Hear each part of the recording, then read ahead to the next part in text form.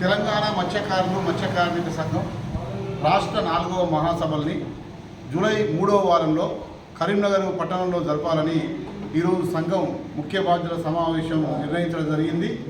ఈ సమావేశాన్ని విజయవంతం చేయడం కోసం జూన్ 23వ తారీఖు నాడు ఫిలిం భవన్లో ఆహ్వాన సంఘ ఏర్పాటు చేస్తున్నాం. ఆ రోజు మహాసభల ఏర్పాట్ల తేదీలు అదేవిధంగా ఆహ్వాన సంఘం కమిటీని ఆ రోజు ఈ నెల 23వ తారీఖు నాడు ప్రకటిస్తాం.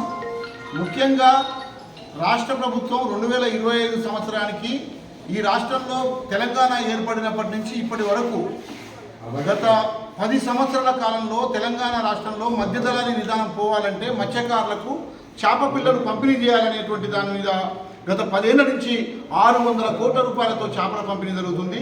అందులో పెద్ద అవినీతి జరుగుతుంది. మరి ఇంట్లో ఎలుకలు ఉన్నాయని చెప్పి ఇల్లు దగ్గర పెట్టుకుంటామా?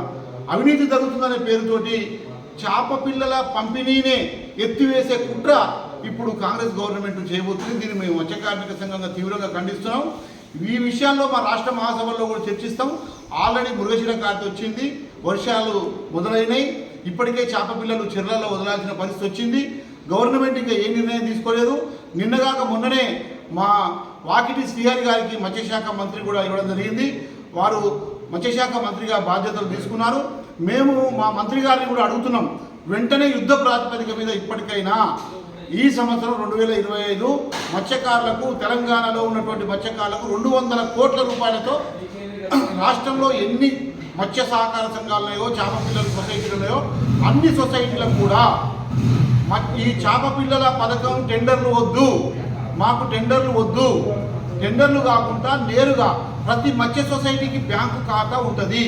కాబట్టి ఏ సొసైటీకి ఎన్ని చేప పిల్లలు ఇస్తారో ఆ సొసైటీకి కావాల్సినన్ని చేప పిల్లల్ని వాళ్ళ బ్యాంకు ఖాతాలో నగదు జమ చేయాలని మేము ఈ రాష్ట్ర ప్రభుత్వాన్ని డిమాండ్ చేస్తున్నాం. అదేవిధంగా మహిళా సొసైటీలకు కూడా ఆర్థిక సాయం చేయాలని కూడా మేము ఈ సందర్భంగా డిమాండ్ చేస్తున్నాం.